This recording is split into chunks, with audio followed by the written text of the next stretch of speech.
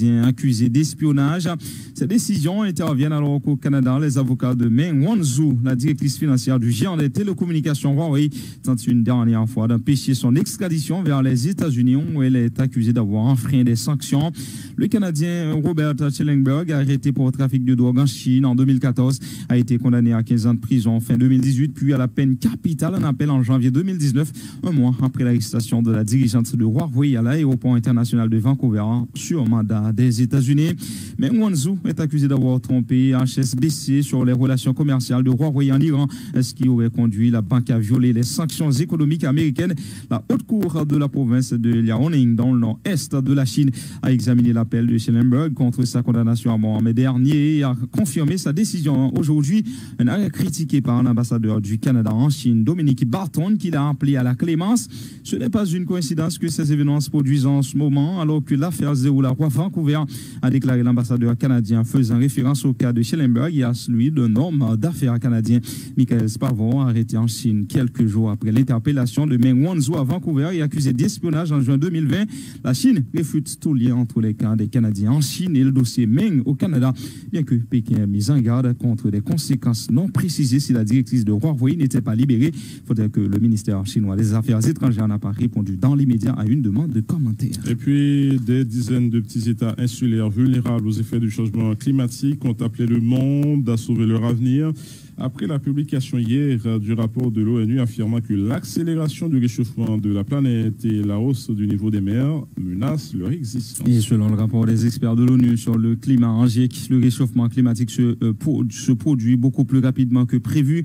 Nous devons inverser la tendance, a déclaré Diane Blacklane, négociatrice principale sur le climat pour l'Alliance des petits États insulaires, OSIS, et ambassadrice en Antilles et Barbude, dans un communiqué publié hier soir. Le fait est que si nous limitons le réchauffement à 1,5 degré Celsius, nous risquons toujours une augmentation du niveau de la mer d'un demi-mètre, mais si nous empêchons le réchauffement d'atteindre 2 degrés Celsius, nous pouvons éviter une élévation du niveau de la mer de 3 mètres à long terme. C'est notre avenir même qui est en jeu, a-t-elle ajouté. Là aussi, ce regroupe 39 États, dont Cuba, la Jamaïque, la Papouasie-Nouvelle-Guinée, les Maldives, le pays le plus bas du monde. Ces pays insulaires soulignent que des mesures cruciales doivent être adoptées par les gouvernements du monde entier pour limiter le réchauffement à l'objectif de 1,5 degré Celsius fixé par l'accord de Paris en 2015. Le rapport du GIEC indique que le monde est en passe d'atteindre ce cap vers 2030, soit 10 ans plus tôt que prévu il y a 3 ans. Un tel réchauffement climatique aura des effets dévastateurs sur l'humanité, notamment des phénomènes météorologiques plus extrêmes tels que les incendies, des typhons, des sécheresses et des inondations. C'est la fin de la page internationale du journal. Merci Darboz. Merci Arisma, merci à toutes et à tous. Écoutez Radio Vision 2000 sur le www.radiovision2000haiti.net.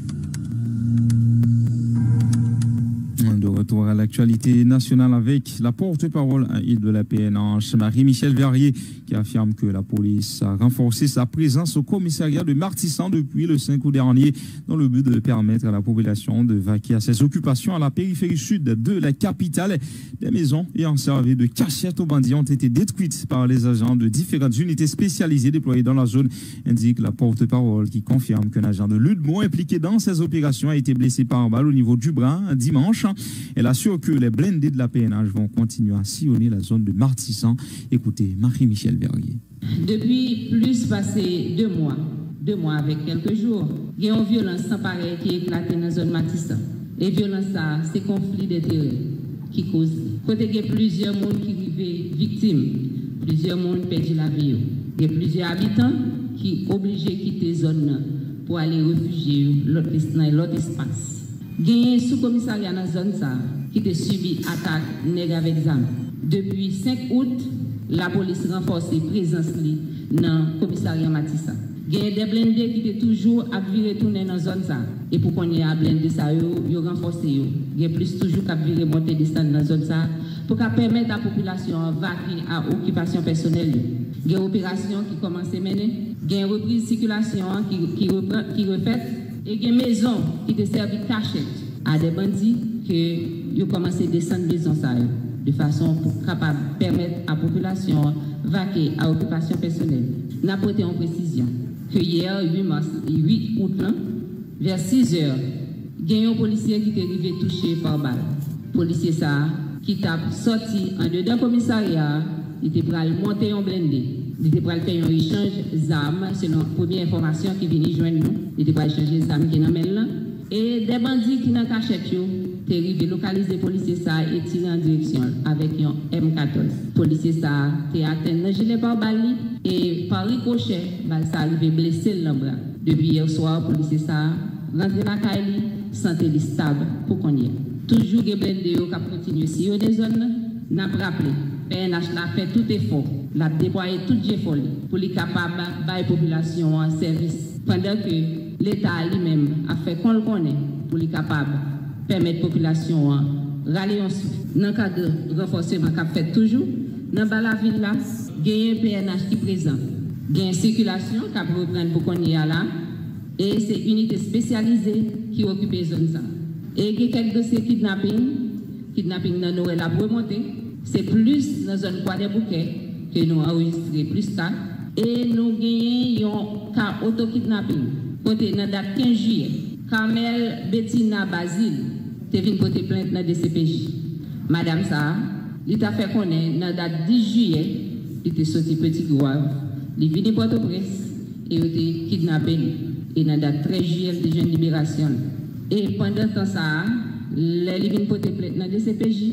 L'État fait que les DCPJ commencent à poser une question, l'arrivé à avouer, il fait connaître que c'est Caillons en mille, l'État a caché, et il fait comprendre que le kidnappé. Et raison, c'est parce que l'Ivlé prend comme sous-marine qui vit aux États-Unis, et lui-même, il fait plan ça, pour être capable de prendre comme sous-marine, et il était enceinte pour l'autre garçon. Alors, il faut que nous vigilons, que les hommes dit au kidnappé, pas hésiter à porter plainte. Laisse ça pour des CPJ lui-même, à mesure qu'elle est capable, pour aider les gens.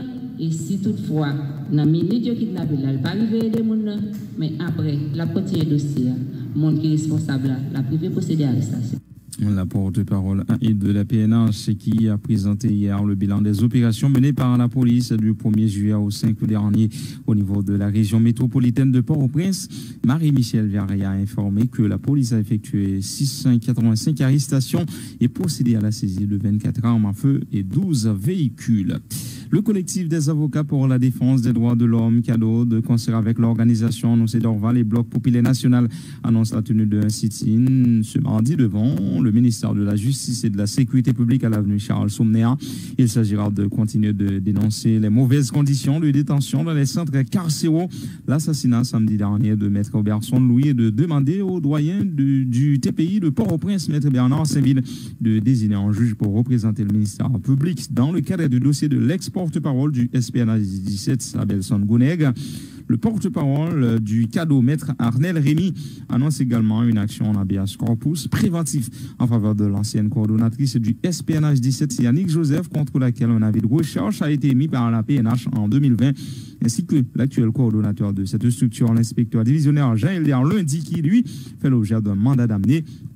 Pour sa part, le responsable de la structure Bloc Populaire National, Manielo Jean, invite tous les militants et membres des organisations de base à prendre part à ce sit-in. Écoutez tour à tour les déclarations de Maître Arnel Rémy et de Manielo Jean au micro de Marie-Guylaine Saint-Aimé-Macéus. Nous commençons par le premier point, Jean dit là, c'est sit-in que nous avons fait demain, si Dieu veut, devant le ministère de la Justice. Quand puis l'organisation, Force Delma, nous c'est Dorval, Bloc Populaire National, Gentilmani, c'est Dominique Saint-Éloi qui bonne monde qui a participé dans ce sit-in. Objectif sit-in, c'est continuer à dénoncer une mesure drastique que prend de la prison qui retire les gens dans nos situations côté que la vie très mal. Et deuxième chose, demander doyen tribunal première instance pour désigner un juge pour dossier Abelson Gouneg, puisque nous toujours connaissons Abelson Gouneg, dossier là devant tribunal première instance, devant doyen, parce que doyen était supposé désigner un juge. Juste comme on a parlé là, pas un juge qui veut assumer responsabilité dans le cadre du dossier d'Abelson Gouneg. Nous demandons doyen tribunal première instance, M. Bernard Saint-Ville, pour désigner un juge qui va permettre que le dossier Abelson Gouneg l'entende correctement. Et même tout profiter de la presse, tout que dans ce semaine-là, nous allons faire un dossier, nous allons faire un habeas corpus justice pour préventif pour Yannick Joseph avec inspecteur LDR. Parce que nous comprenons que Yannick Joseph a un mandat d'elle, inspecteur LDR a un mandat d'elle. Donc, les bouquins mandat d'elle, même Jean, pour dossier Mme Coquelin, sont en BA corpus préventif pour le faire, pour demander rien, pour le casser mandat, pour permettre que Yannick Joseph, inspecteur LDR, et tout l'autre policier qui n'est pas 17 circulent librement pour éviter que les droits à la libre circulation violés. Et nous-mêmes comme avocats, nous-mêmes comme structure syndicale, structure militante, c'est pour tête ça dans la bataille. Et nous avons tout profité de justice tout pour Guerbi Geffreur. Et dénoncer l'assassinat qui fait soit avocat, au Fort de Vincent, Maître Robertson Louis, continuer à dénoncer les conditions de détention, parce qu'au niveau du cabinet, Maître Michel, Julie et moi, nous toujours à réfléchir sur qui proposition nous a fait pour améliorer les conditions de détention. Et le commissaire du gouvernement prêt, la cour d'appel l'a confirmé. Il dit le dossier part devant la cour de cassation. Mais nous-mêmes, si nous pouvons le faire pour Agnès Belizer, Kili, Pierre Sebelus, Paul Joannel, et ça a coûté 6 ans de besoin là. Même dans le bloc problème national, nous dit que pas qu'à gagner élection, ce n'est pas gérer affaires personnelles. Si il va passer en balle, gérer affaires personnelles, bâtonnier continue à mourir, avocat continue à tomber. Est-ce que c'est possible? Non. Et ça qu'elle nous dit aujourd'hui là. Militant Sanmas, militant Bel-Air, militant Solino, militant Delma, toute militant, toute organisation, nous te dit déjà, la mobilisation populaire doit continuer. Faut nous continuer la bataille. Si c'est Jovenel Moïse qui pour le pays, bien, personne ne va déjà boumer. Nous dit que aujourd'hui là, dans la situation que le pays a trouvé là, c'est un accord sur un consensus largement large capable de retirer le pays dans sa lia là. C'est un accord. Et nous-mêmes dans le bloc problème national, nous-mêmes nous pourrions accord sur un consensus largement large pour retirer le pays, pour nous suspendre mourir, pour avocat suspendre tomber, pour femme enceinte suspendre prendre balle, pour que si nous mourir, si nous mourir dans votre femme enceinte, et femme enceinte mourir. Nous disons pas ça, yo doit suspendre dans le pays, tout sans couler. Et pendant ce temps, la Commission pour une solution haïtienne à la crise a multiplié les rencontres en vue de recueillir les propositions de différents secteurs autour de la crise. Elle affirme s'être entretenue notamment avec des organisations de base et estudiantines ainsi que des responsables du secteur dit démocratique et populaire. L'une des porte-paroles de cette structure, Magali Georges, annonce la publication plus tard mercredi de donc d'un nouveau draft du préaccord qui devrait être paraphé par les différents secteurs à l'occasion d'une nouvelle conférence citoyenne prévue le week-end prochain. Écoutez les explications de Magali Georges au micro de Miss Loïc Xavier. Notre nation, notre type de population, commission continue à travailler, c'est pas reposer dans le reposer. Donc nous continuons avec rencontre ni avec secteur et politique là, dans toute diversité, ni avec acteurs dans la société civile là. Donc après nous élaborer un ensemble de rencontres qui fait donc groupe de base, étudiants, professeurs, nous rencontrer avec eux. Mais tout, n'a fait dernier traitement sous proposition parce que pas oublier, nous avons la FACOR là, même si il y a des bails qui actent de Montana, mais nous continuons à prendre proposition. Donc, nous avons fait traitement et puis arbitrage, proposition de nous rencontrer pour l'équilibre majoritaire et pour nous sortir avec accord final là, nous annonce surtout que dans l'accord final là, on a vraiment inspiré de travail académique que l'université a fait, parce que son travail académique, nous ne pouvons pas ignorer tout, pour nous sortir avec l'accord final là, pour signature dans la prochaine conférence qu'on a gagné. Secteur nous rencontré, par exemple, nous avons un secteur démocratique populaire, donc est-ce que nous avons nommément des secteurs comme c'est nous avons dit 1, 2, 3, 4, mais que secteur nous rencontré? Nous rencontrons avec tout le monde dès le début, parce que pas oublier, Xavier, la commission a gagné 5 mois depuis le travail. Nous rencontrons tout le pôle politique ou dans l'opposition, tout groupement politique, nous rencontrons depuis et famille Laval, ça parle MTV, Entente, Biopod, SDP, RDNP, Union.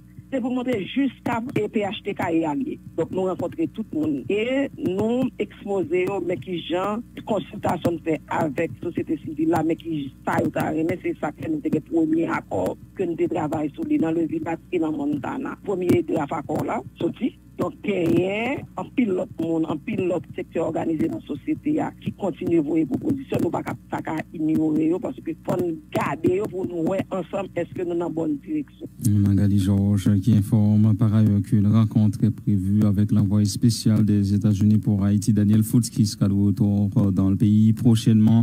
Ce sera l'occasion de lui présenter l'accord impliquant les différents secteurs, a fait savoir Madame Georges. On l'écoute à nouveau. Oui, nous allons parler avec elle, nous avons rencontré avec lui, nous avons parlé de accord là, nous avons parlé de solutions haïtiennes, nous avons parlé de comment comprendre la crise pays nous et comment pour le résoudre. En même temps, nous avons parlé de solutions haïtiennes à la crise d'atout. Et nous, quand même, nous pas deux pieds dans la tête tout. Nous, c'est des citoyens qui viennent deux pieds dans la tête, même si, avec tout le reste de nos pays, nous connaissons le poids de la communauté internationale. Donc, nous allons rencontrer lui, mais nous allons présenter des solutions haïtiennes et ça fait consensus, ça fait pour le DN. Pour solutions haïtiennes, ça a tout sens et tout poil, il faut que nous ayons une communauté de citoyens d'elle et c'est ça qu'on a cherché. Si nous sommes de communauté de citoyens ça, et ensemble nous capables pour dire voilà ce que nous voulons pour notre pays, je sais que c'est facilement réalisable. Facilement réalisable, ça ne veut pas dire que nous allons aller comme sur les roulettes, puisque son revendication que nous allons porter aller, donc quand plus le monde a suivi, commission qui va regarder blanc manger pour dire voilà la proposition des secteurs de la vie nationale. Ça c'est sûr, voilà les propositions des secteurs vifs de la société.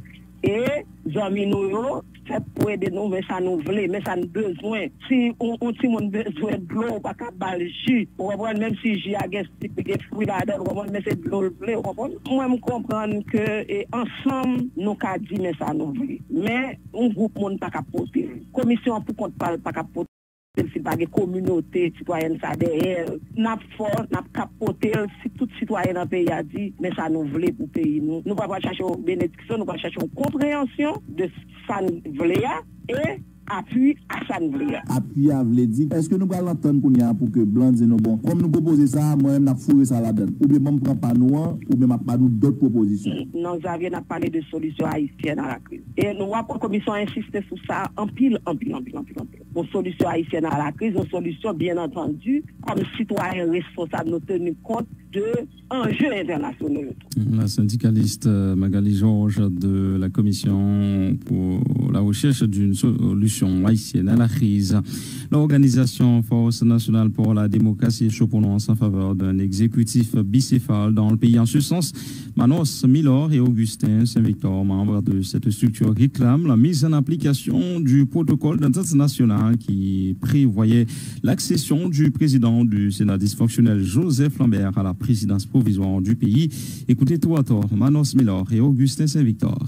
Nous-mêmes, nous citons dans le protocole d'entente nationale qui était fait entre Premier ministre Ariel avec le président Lambert, Joseph Lambert. Premier ministre, là, pour raison parle, il fait qu'oubli, mais nous-mêmes, dans FND, nous toujours été attachés nous avec le protocole d'entente nationale. Le protocole d'entente nationale, là, il dit tout ça déjà. C'est le président avec le premier ministre. Le premier ministre, là, Ariel, dit, il a rempli tout le royaume, par contre, côté le jeune bagaille ça. Côté le joueur ni, démonter un gouvernement 100% PHTK, 100% PHTK, ce n'est pas fait pour payer côté de crise là-dedans, c'est crise sous crise la mettez. Premier ministre, si on directeur, ou un quelconque délégué, qui est-ce qui va le nommer? Premier ministre, il tout dit nous tout, j'en monté à la, pas d'élection. Donc qui est-ce qui va le convoquer, qui a voté? N'a demandé aux populations à camper diam pour le chita derrière entente nationale. Depuis les nous 4-4, depuis les nous attendons l'histoire pays, les nous pas de prophète, nous pas jamais entendu Haïti être gouverné par un premier ministre. Et Constitution 87 là, amendé, reconnaître un gouvernement bicéphale, un exécutif bicéphale. Par exemple, il y a un président de la République et il choisit un premier ministre, mettez bon côté pour exécuter avec lui, ça a été en termes de projets de société. Je ne dis pas, il voulait finir avec Haïti net, il y a un gouvernement monocéphale qui n'a pas gagné pouvoir parce qu'il fait attention, même si nous pas dans la Constitution, nous n'avons pas de solution dans la Constitution pour nous mettre un président, nous n'avons pas de solution dans la Constitution pour nous mettre un premier ministre, nous avons écrasé toute institution, écrasé. Monsieur, bienvenue dans cette édition de la rubrique invité du jour ce matin. Mon invité, comme annoncé, Maître Sounet Saint-Louis. On va commenter l'actualité. Actualité avec des propositions de sortie de crise, un groupe d'universitaires haïtiens qui ont choisi de très certainement donner leur avis sur la gouvernance post-Jovenel Moïse. Évidemment, on va dire que c'est à l'initiative de l'université Quisqueya qui a sollicité les bons offices de ces intellectuels haïtiens, Maître Bernard Auguste, Claude de Moïse, Patrick et Pierre-Louis et notre invité Sonnet Saint-Louis. On va en parler ce matin. Merci à Maître Saint-Louis de s'être remis disponible pour nous ce matin, qui nous reçoit depuis le Canada. Merci à vous d'être fidèles à l'écoute de cette rubrique. Valérie Numa à l'antenne. Bonne écoute à chacun de vous. Maître Sonnet Saint-Louis, bonjour. Bienvenue sur Vision 2000. Comment nous est? Bonjour Valérie. Nous profitons de l'espace pour nous saluer tout auditeur et auditrice qui attendent des émissions à matin. Mais plus spécifiquement, on a salué les recteurs de l'université Quisqueya, le professeur Jacques Lumarc, comme on t'a bien souligné, qui t'a pris l'initiative pour te faire appel avec un groupe d'experts, pour te livrer une réflexion sur la gouvernance post-Jovenel Moïse. Mais le travail, ça a été fait par quatre personnes. D'abord, c'est le professeur Claude Moïse, qui est professeur émérite et qui est retraité à l'université de Montréal, qui passait des présentations, mais aussi qui n'en cher Louis-Joseph Janvier dans l'université Quisqueya sur le constitutionnalisme haïtien. Tout le monde connaît Claude Moïse. L'on a parlé des droits constitutionnels en Haïti. L'on dit Claude Moïse ou dit Monsieur droit constitutionnel. Et ensuite, nous avons Dr Bernard Auguste, qui est un éminent intellectuel et son monde qui fait autorité au sein de la communauté juridique nationale et qui est aussi doyen à la faculté des droits de l'université Quisqueya et qui participait dans la rédaction texte là. Et ensuite, il y a Patrick Pierre-Louis, qui est professeur de droit constitutionnel à l'Université d'État d'Haïti, mais qui aussi membre cher Louis-Joseph Janvier à l'Université Quisqueya. Donc Patrick Pierre-Louis, c'était professeur, il était à l'école normale supérieure, dans la section philosophie. Donc il continuait pour moi-même en référence dans le droit constitutionnel et en source d'inspiration. Donc on va parler de philosophie donc en Haïti.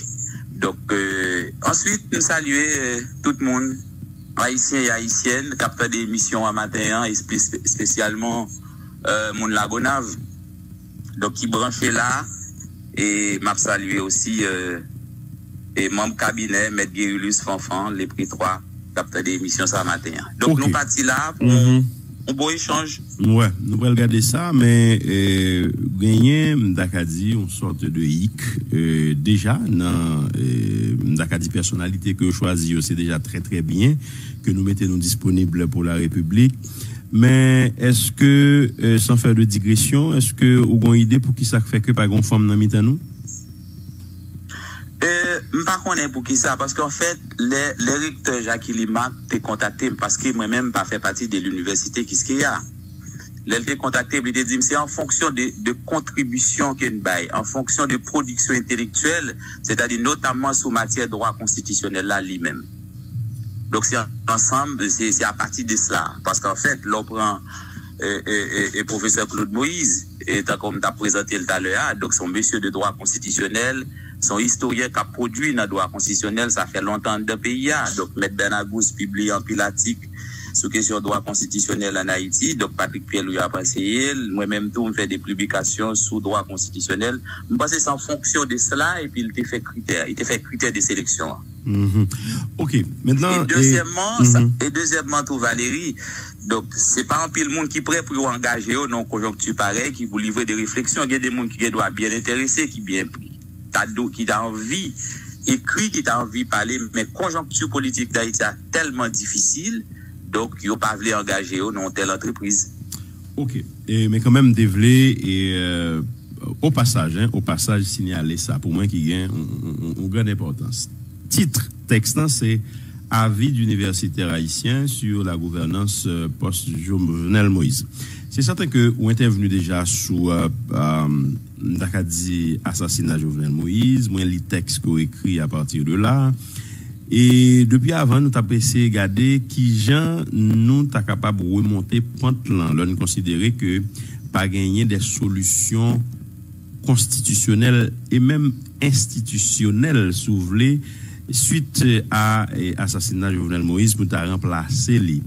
Tout ceci, c'est le régime qui conduit nous là, mais très certainement avec incompétence, avec peut-être mauvaise foi, etc. On y a, je suppose que nous tenu compte de ça, on a fait mise en contexte, nous, d'ailleurs nous dit ça dans le texte. Maintenant, sous qui base nous décider, nous dit, quand bien même que institutionnellement nous pas qu'à une solution, ben nous garder qui gens nous capable proposer nation en bagaille même le li pas constitutionnel mais qui ça nous utilisé comme boussole pour nous faire travail ça. D'accord Valérie. D'abord nous font diagnostic constitutionnel. C'est ça me déclarer en état des lieux de la question. En état des lieux sur le plan du droit, mais aussi sur le plan politique, mais sur le plan de l'histoire aussi. Parce que l'analyse nous fait est d'abord basée sur le droit constitutionnel et la science politique. Maintenant, l'ordre du droit constitutionnel, je dis, c'est l'encadrement des phénomènes politiques. Mais analyse n'a fait son analyse multidisciplinaire parce que je dis, le droit est saisi dans sa multidisciplinarité. Ça veut dire que ça, la réalité du droit, elle est multiple, c'est-à-dire les politiques, les historiques, les sociales, les économiques. Maintenant, à partir de l'état des lieux, ça, je me souviens que j'étais écrit un article tout de suite après exécution brutale du président Jovenel Moïse, et puis me dit, bon vide au sein du pouvoir exécutif. Mais analyse ça, c'est un petit peu micro. Ça veut dire, essayer d'analyser le pouvoir exécutif. Par la suite, Dr Bernard Gousse vient écrire un article, le désert constitutionnel. Pour moi-même, le concept de désert constitutionnel, est beaucoup plus général, large et pour moi-même les plus englobant. Et je crois qu'il traduit, il explique la réalité actuelle là que nous sommes dans un désert constitutionnel. Et si nous sommes dans un désert constitutionnel, donc cela veut dire que le droit n'y est pas. Ça veut dire pas de droit là-dedans du tout. Mais situation, c'est qui s'allie, c'est que l'État d'Haïti est effondré. Mais l'effondrement de l'État n'est pas fait à partir de la mort de Jovenel Moïse. Nous devons considérer comme un point culminant. C'est-à-dire, nous arrivons dans la boucle là. Ça veut dire la boucle est bouclée avec l'assassinat de Jovenel Moïse, mais l'État est effondré. Maintenant, suivre le processus de l'effondrement de l'État d'Haïti. À partir du deuxième lundi du mois de janvier, Valérie, le Parlement n'a pas existé. Donc, élection qui peut être faite, qui peut renouveler totalement la Chambre des députés au thème de l'article 92-3 de la Constitution, pas de jamais de disposition qui était prise sur le gouvernement de Jovenel Moïse pour organiser les élections. Mais il se trouve que le deuxième lundi du mois de janvier, soit à souhait, le 12 janvier, pour arriver 13 janvier, président Jovenel fait toute soirée, elle n'a pas dormi. Et puis, il arrive à minuit, et puis ils font tweet. Et puis il dit, j'ai constaté la caducité du Parlement. Pour moi-même, phrase ça, il voulait dire en pile bagaille, il est révélateur. On va noter que c'est pas président Jovenel seulement qui vient avec question caducité du Parlement. On va rappeler que René Préval vient avec question ça. Nous sommes le 11 janvier. Mais le président Jovenel dit, ça veut dire pour expliquer, ça le processus effondrement de l'État. Et là, m'a parlé de l'État, m'a parlé de l'État en termes de fiction. M'a parlé de l'État comme une réalité, comme une matérialité. Donc, cette matérialité s'exerce à travers les trois grands pouvoirs de l'État. L'aime dit l'État effondré, c'est les trois grands pouvoirs de l'État qui me dit qu'il est effondré. Deuxième lundi du mois de janvier, par un Parlement, il constatait la caducité du Parlement. Maintenant, une explication pour nous peuple là, pour nous comprendre ça, n'a très dit. Une attribution président de la République là. C'est pas fait de parler de route, de l'hôpital, de l'électricité 24/24. Une attribution président de la République là, les présidents élus sous l'égide de la Constitution de 1987, une attribution, c'est exécuter fidèlement la Constitution et les lois de la République. Deuxième attribution président, fonction fondamentale, c'est assurer que les pouvoirs publics y a marché bien. Ça veut dire que les institutions républicaines y a fonctionné dans le pays. Autrement dit, rôle président de la République là, sous l'égide Constitution 87 là, c'est implémenter la Constitution de 1987. Or, qui ça nous constaté depuis un certain temps? Tout président en Haïti, gen folie premier ministre, donc il a quitté le rôle fondamental que la Constitution a bayo, et puis il a joué le rôle premier ministre. Donc ça veut dire qui ça? Constitution 87 là pas prévoit, ne prévoit pas qu'une branche de l'État puisse être en vacances. Et le fait que le président Jovenel Kadil constate la caducité du Parlement, ce n'est pas seulement la caducité du Parlement qu'il fallait constater. Il faut le constater d'abord son imbécilité, il faut le constater son ignorance, et il faut le constater son incapacité. Et l'Eltefine fait constat ça.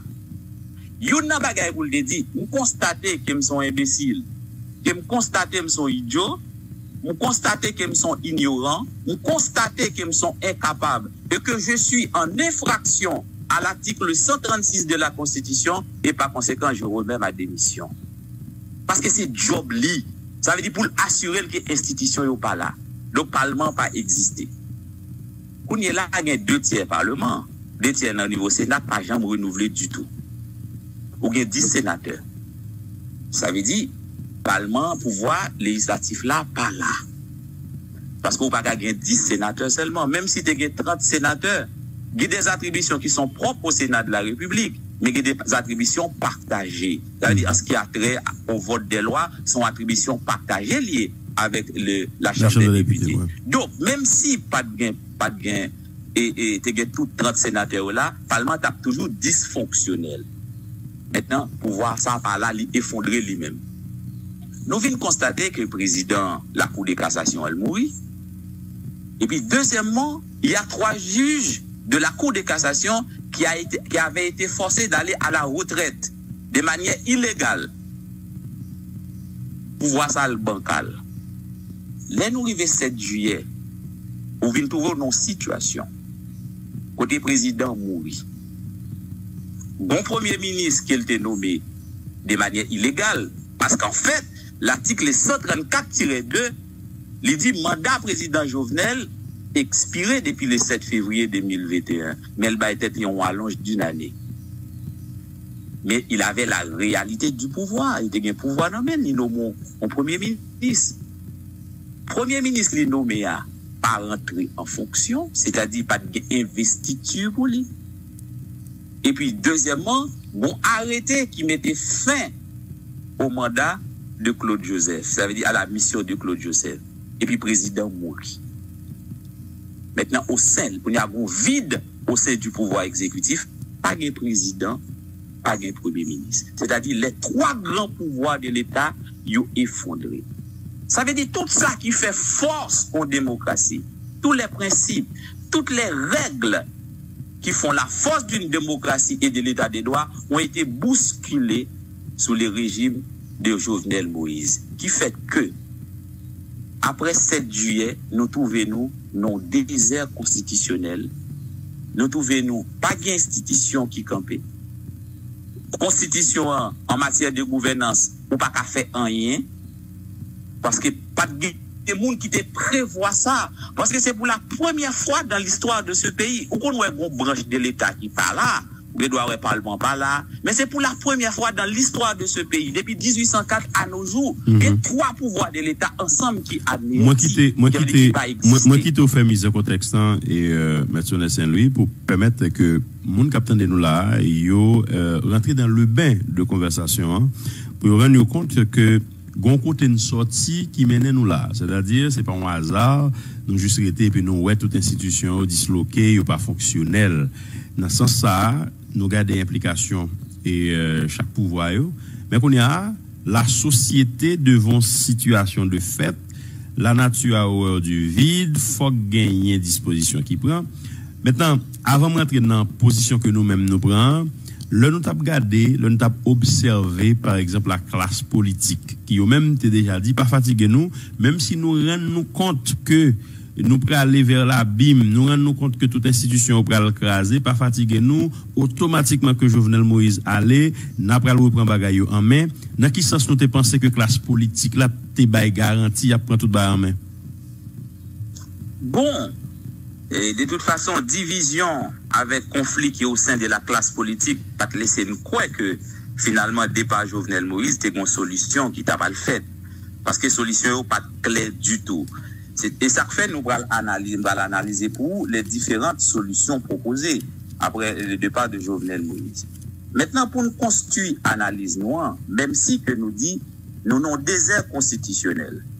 Mais il faut nous rappeler, même si nous avons désert constitutionnel, constitution n'est pas applicable, mais tout l'ordonnancement juridique n'est pas parti avec la disparition de Jovenel Moïse. L'indit constitution n'est pas applicable, mais il y a des choses qui sont encore debout dans la constitution. Par exemple, les droits fondamentaux. Et si nous appelons la constitution, il y a tout un chapitre qui est consacré aux droits fondamentaux de la personne humaine. Nous pas qu'à dire que ça n'est pas debout encore, il existe dans le pays. Et Valérie Numa, par exemple, si arrête au mal là, même qu'à avocat mal font action en habeas corpus pour, mais qui ça m'a évoqué? M'a évoqué l'article 26-1 de la Constitution, non seulement pour me prouver que liberté ou t'es privé de liberté de manière illégale, mais pour me prouver que la détention là illégale. C'est-à-dire les droits fondamentaux sont encore debout, mais qu'il y a des institutions dans le pays qui sont debout. Par exemple, la Cour supérieure des comptes et du contentieux administratif continue à jouer le rôle de contrôle. C'est-à-dire que toute bagaille pas aller dans la Constitution. Même si nous disons que le droit n'y est pas, mais nous en fait un bagage qui était pour nous construire analyse noire nous dit on était dans l'esprit de la Constitution de 1987 premièrement, on nous garde les principes généraux du droit qui ça dit, on était dans les principes démocratiques pour nous qui ça dit, et puis une fois nous font inquisition dans l'histoire du droit constitutionnel haïtien pour nous construire analyse noire et pour nous proposer solution qu'il a. Première bagage pour nous comprendre. Première solution, c'est que la solution de Claude Joseph. Vous pensez, d'abord, le président mourit. Et puis, Claude Joseph retourne, il dit c'est premier ministre. Une situation juridique qui est compliquée, parce qu'ils ont arrêté, qui était content d'émettre Claude Joseph de fonction de premier ministre. C'est-à-dire, arrêter ça, les révoquer comme un droit administratif. Parce qu'il s'agit d'un haut fonctionnaire de l'État, ou pas qu'à dire révoquer. Par exemple, le senti fonctionnaire qui travaille dans l'administration publique là, ils vont l'être barreau. Je dis, j'ai le regret de vous informer qu'il a décidé de mettre fin à votre fonction. Mais pour un grand fonctionnaire de l'État, les points ont arrêté, ça veut dire arrêter ça, les révoquer des postes. Ça veut dire au moment où Jovenel Moïse était mort, Claude Joseph était révoqué. Là, on dit révoqué, ça veut dire qu'il n'avait pas eu de relation entre Claude Joseph et l'administration publique haïtienne, pas de relation entre Claude Joseph et l'État d'Haïti. Ça veut dire contrat. En tout cas, pour poste, il était occupé.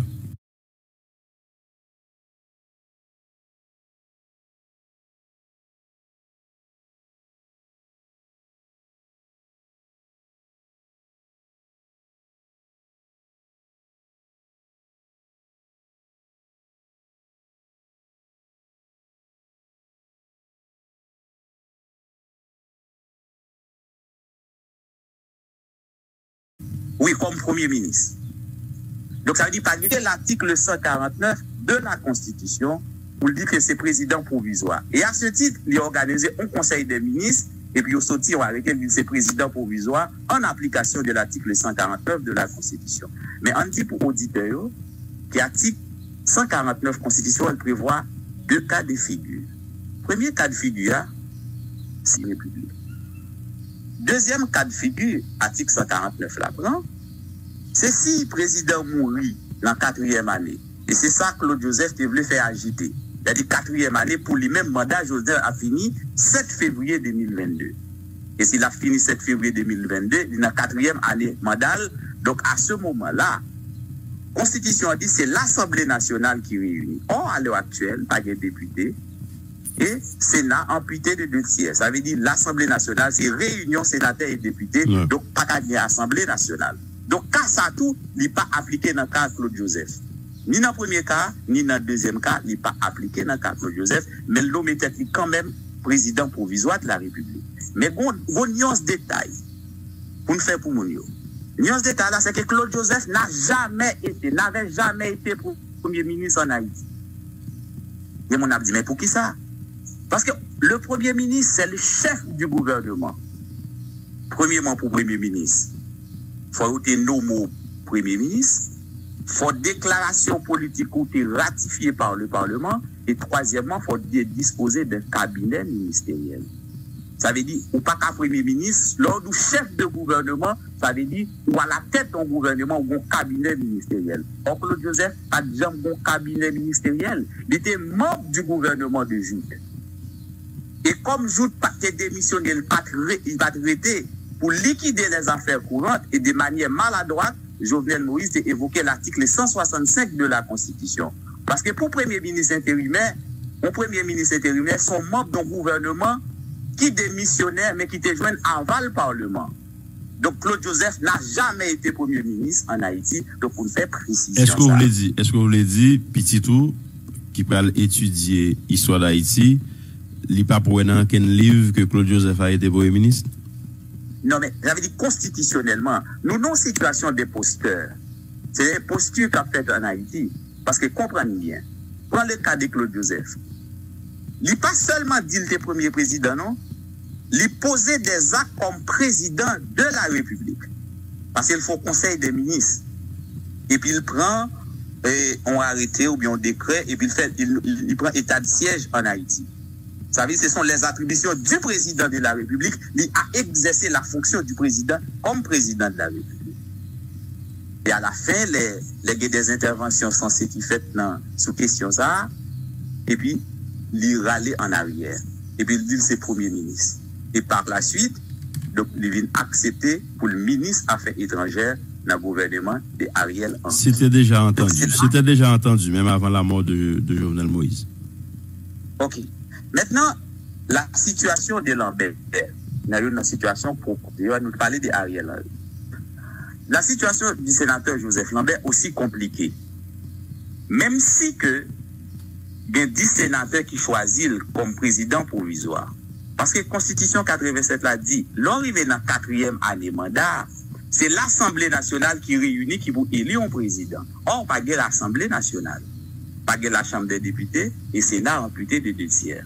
Donc, 9 sénateurs, donc pas qu'à choisir le sénateur Lambert comme président provisoire, ça veut dire pas de provision pour ça en dans Constitution. Donc, tout son tunnel Constitution n'est pas là. Maintenant qu'on est là, nous dit que nous avons inspiré nous de Constitution 87 là pour nous proposer ça, nous avons proposé. Mais nous avons d'abord rappelé le principe démocratique là. Le principe démocratique, c'est qui ça? C'est le suffrage universel. Suffrage universel là, c'est peuple là, ça veut dire c'est peuple là qui peut pouvoir en Haïti. Si ce n'est pas peuple là qui bon pouvoir, qu'on n'a pas de pouvoir. Parce que l'article 58 de la Constitution, il dit la souveraineté nationale réside dans l'universalité des citoyens, mais toutefois son exercice est délégué à 3 grands pouvoirs de l'État. La manière que le peuple a exercé souveraineté, ce n'est pas le suffrage universel. C'est manière ça épuiser souveraineté et elle choisit les membres des 3 grands pouvoirs de l'État. Maintenant, c'est ça, suffrage universel là, il dit, et ça veut dire la souveraineté nationale. Donc, l'État, c'est 3 pouvoirs, mais souveraineté nationale là, c'est dans le peuple là lié. Ça veut dire qui ça? Ça veut dire que chaque grand citoyen, il détenu une parcelle de souveraineté. Et comme chaque grand citoyen n'a pas qu'à exercer souveraineté ça en même temps, nous décidons de déléguer souveraineté ça à 3 pouvoirs. Mais dans le cadre de démocratie représentative, les nous déléguer pouvoir, mais le peuple n'a pas renoncé avec pouvoir. Et c'est ça qui est intéressant pour comprendre, et Valérie. Dans l'article 58 de la Constitution, il dit que chaque pouvoir, il y a une portion de souveraineté qui est gagnée, et pas gagné une pouvoir qui a une portion de souveraineté beaucoup plus élevée que l'autre.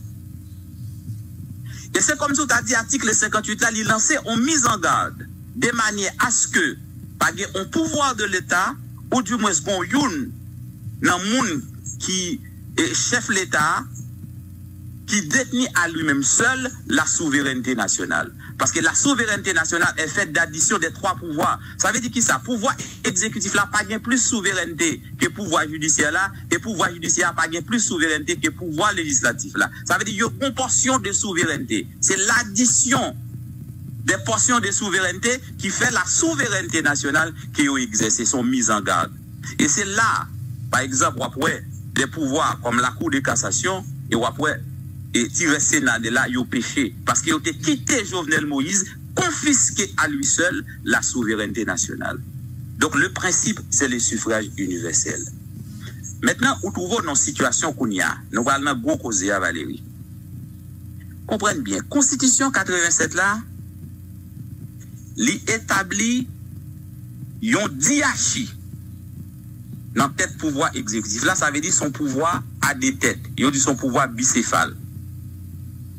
Mais ça pour auditeurs comprendre, c'est que dans la Constitution 87 là, le président de la République a des attributions qui lui sont propres. Il déclare des attributions personnelles. Ça veut dire pas qu'il y a personne monde qui a exercé le président de la République là. Mais depuis un certain nombre de temps, on entend dire en Haïti, ah oui, président n'a pas de pouvoir. Et président Préval te dit ça, et président Jovenel Matéli dit ça. Il dit voilà, nous faisons campagne, et puis nous faisons un paquet de promesses, et puis là nous arrivons sous pouvoir, et puis président n'a pas de pouvoir, et puis la réalité du pouvoir est confisquée entre les mains du Premier ministre. Premier mensonge, Valérie. Premier mensonge, et c'est mensonge ça, et qui m'ont orchestré pendant plus de 30 ans dans le pays pour dire qu'on va changer la Constitution 1987 là. M'a dit pas de nécessité pour un changement constitutionnel en Haïti. Constitution a des imprécisions, il y a des ambiguïtés, il y a des confusions et même des contradictions dans la Constitution 87 là. Mais cependant, nous pas qu'à prendre tous les manquements, toute la méchanceté, toutes les compétences de nos dirigeants et puis pour nous aider sous deux Constitution 1987 là. C'est un diachi qui n'a tête pouvoir exécutif là, et président a pouvoir,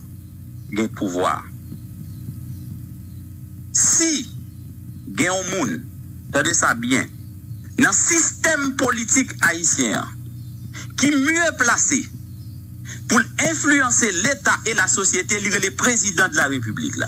Et le président de la République a des réels pouvoirs. Et même trop de pouvoir dans la Constitution 1987 là. Mais ce qui est important, c'est de savoir comment les exercer. Et m'a dit on bagaille Valérie, et me répété l'on fois, et c'est pas arrogance m'a dit. Les Haïtiens, en pile Haïtiens, une majorité d'Haïtiens n'ont pas lu. Et ceux qui lisent comprennent très peu. Et c'est constat ça qu'on doit faire sous Constitution 1987 là. Léo dit président pas de pouvoir. Attendez bien pour me montrer que Ariel Henry pas qu'à diriger sans un président de la République. C'est ça que je besoin de montrer. Le président de la République, son personnage prédominant du système politique haïtien. Même en cas de cohabitation politique, on a parlé de cohabitation politique, c'est le fait que tu as une élection qui fait en Haïti et puis le peuple a choisi votre président, par exemple PHTK. Et puis, tout député sénateur sorti dans la famille Lavalas. Ça dit, voici deux partis politiques qui ont deux visions différentes de l'État, de la société, de la place de la jeunesse, des femmes, de la diplomatie, de l'économie. Il y a des conceptions différentes de l'État. Il dit, faut cohabiter pour diriger. Même en cas de cohabitation, il dit, c'est le président de la République qui choisit le premier ministre dans le parti ayant la majorité au Parlement. Et là, on dit cohabitation, ça veut dire que même si parti politique, ça c'est lui qui a tout député sénateur, et lui qui a tout membre cabinet ministériel, ce n'est pas vrai. Ça veut dire président a bien ministre en d'un gouvernement, même en cas de cohabitation. Mais s'il t'arrive même, et lui qui a tout député sénateur, ils sont personnage tout puissant. C'est ça, le Premier ministre, c'est lui qui a choisi parce qu'il disposait d'une majorité dans le Parlement. Moi, qui que c'est un coup qu'on fait matin. Hein. Et parce que ça arrive, c'est que une certaine compréhension de réalité, que nous t'a souhaité qui traverse moun et captain de très certainement il y a des gens qui doivent gagner des points d'orgue que yo fait sous ça. Il y a des gens qui ne doivent pas d'accord avec certaines approches dans la mesure où ils estiment que le nous la constitution nous là-dedans, si nous pas là-dedans, nous pas là-dedans, c'est-à-dire pas gain demi-mesure. Étant donné que nous en dehors de la constitution, institution yo pas répondre par rapport à exigence qui te prévoit pour permettre que renouveler tête pour permettre que nous ayons une solution le grand problème institutionnel ou bien constitutionnel qui posait tout ça que nous avons cherché c'est justement à partir d'un consensus à partir d'un compromis entre les différentes forces vives de la nation pour nous arriver joindre maintenant dans phase nous arriver là maître c'est lui nous garder l'option Claude Joseph nous estimer qui part et répondre. Nous garder l'option Joseph Lambert que nous estimons qui pas répondre mais en passant en 2016 et tu as un cas côté que Martelly était obligé quand même remettre pouvoir et le ça c'était le Parlement, c'était le Sénat qui était obligé pour m'être là. Est-ce que dans cas ça par exemple nous a dit que tout éléments étaient réunis, toutes conditions étaient réunies pour que Jean l'ait fait là, c'est exactement ça, c'est exactement comme ça ça de passer. Juste un petit rappel pour nous avancer. OK. Ça sont tromperies parce que Martelly était arrivé au terme de son mandat présidentiel. Ouais. Ça veut dire que l'article 149 Constitution, mandat Martelly était fini. Maintenant qu'on y a là, sénateur privé et président Sénat, il profitait de positions comme sénateur, fait élu tête président. Ça veut dire que ce n'est pas ton solution constitutionnelle. Mais, ou bien doit dire, l'inspirer de ça et ça m'a parlé on bail de représentativité. Ils cherchent une solution politique qui était acceptable, mais elle n'est pas constitutionnelle. Okay. Deuxième problème qui gagne Valérie, on souligne ça pour étudiants. Ils font élection, l'Assemblée nationale font élection. Mon songe, sénateur privé voter pour tête lui, et puis l'autre concurrent ne va pas voter pour tête. Oui. Donc ça veut dire, au point de vue, ça veut dire qu'on principe qui trahit. C'est le principe de l'égalité politique qui trahit. Comment faut avoir une élection l'égalité des chances. L'égalité des chances. L'égalité des chances, c'est ça, élection bas et l'égalité des chances. Donc, sénateur privé te mettait tout poil dans la balance là et pour te faire nommer, pour te faire élu comme président provisoire de la République. Mais il faut souligner la première situation, c'est que le mandat Martelly était fini, l'article 149 de la Constitution était épuisé. Ok, on y a une question ça. Très bien. On y a un entrée dans le cas Ariel Henry lui-même parce que pendant que nous sommes passés en revue Claude Joseph, Joseph Lambert, on y a Ariel Henry et on a l'impression chaque leur gain un pouvoir qui a terre là on nèg met main sous lui mon cher Mbap bon menti il montre que le a fait toute bagarre avec et l'entendre enfin regarder Ariel Henry ou qu'a plus quoi que c'est un type plutôt affable son nèg de bon commerce apparemment mais discours en bouche li et Mbap bon menti c'est ololoy parce que déjà monsieur Guetan annoncé les couleurs il est clair que personne monde pas venir président là pas avant que élection faite et même les dieux que lui-même il y a à la fois président et premier ministre une sorte de bagarre à la bazin. OK, très belle question. Valérie, ou entrer dans moment question qu'on est là n'a débattre avant et c'est ça que fait m't'a parlé les pouvoirs propres du président de la République pour comprendre cas Ariel là. Et me parlé de président de la République là comme personnalité dominante. Mais avant d'entrer comme personnalité dominante du système politique haïtien, on parle d'Ariel non en minute. Si Ariel dit pas que quelqu'un n'est pas président là, parce qu'il n'y a pas qu'une provision constitutionnelle. Premier bagage pour demander Ariel Henry, qui provision constitutionnelle qui gagne pour un premier ministre? Pas qu'une provision constitutionnelle pour un premier ministre en Haïti. Et si mon Dieu m'a dit pour qui ça m'a pour nous très simple. Tout premier ministre en Haïti, il y a deux conditions pour réunir. Premièrement, il faut nommé par le président de la République et il faut le président de la République là jouir d'une légalité constitutionnelle et d'une légitimité démocratique. Il se trouve que le monde qui était nommé Ariel Henry n'est pas rempli une condition ça. Deuxièmement, pour le Premier ministre, il faut qu'il y ait un Parlement parce que le Premier ministre est responsable devant le Parlement. Donc l'inexistence du Parlement entraîne du même coup celle du gouvernement. Ça veut dire si dans le système politique non valide, comprenez bien ça Mabdoula, si pas de Parlement, pas qu'un Premier ministre. Article 158 de la Constitution, il dit le gouvernement est responsable devant le Parlement. Entre le Parlement et le gouvernement, il est établi une relation fonctionnelle et sanctionnée.